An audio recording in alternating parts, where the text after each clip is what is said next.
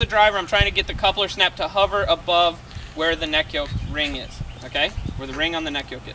Make sense? Mm-hmm. Very good. So then what Todd and I will do is we'll come in from the outside. The reason for that, there's several different reasons. Reason number one is if I come in here straight this way, I'm pointing my belly button at my horse and my energy at the horse. The horse has a likelihood of backing up. That's the wrong answer. Reason number two is if I go under here like this and I'm bent over, I'm exposing my back to getting bit. And you're exposing yourself to a lot of different dysfunctional things right there. That makes sense?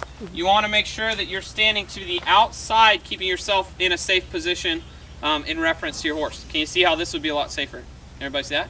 Plus, you're setting them up to have a very neutral spot to where you will not make them go forward or backward. Make sense?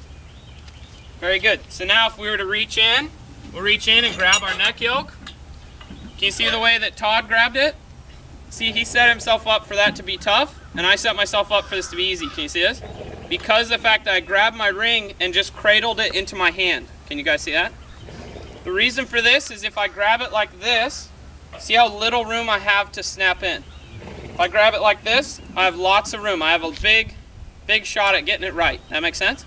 My other hand, my right hand, my more coordinated hand, is then free just to snap that coupler snap in there. Make sense? So you cradle the ring in your hand, okay? You don't stick your fingers through the ring. Everybody got that?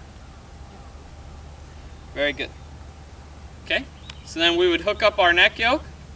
Okay, so our neck yoke would then be set up. We now would have braking and steering, but no pulling, right?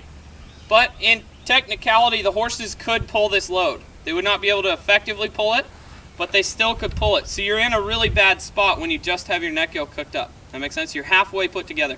So you're really setting yourself up for a wreck if you don't get the traces hooked up soon. That make sense?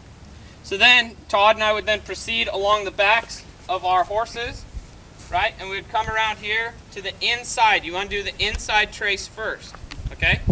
So we come in here, we take the inside trace off the hip, hook it into the double tree, step out, grab the outside trace, hook it up to the double tree, okay?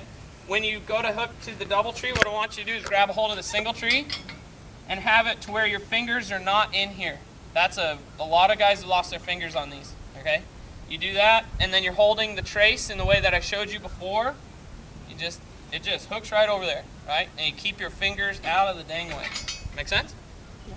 When you see us do this in life, it's pretty physical. Like you really, you pull the suckers together, right? It's not dainty and soft. It's like you're putting it together. It's like hitching up a tractor, okay? Everybody got that? Mm-hmm. Any questions on that?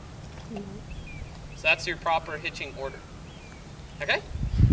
So hitching order, to go over it again, would be you hook your neck yoke and then your traces. Unhitching order would be you unhitch your traces and then unhook your neck yoke. Why would that be?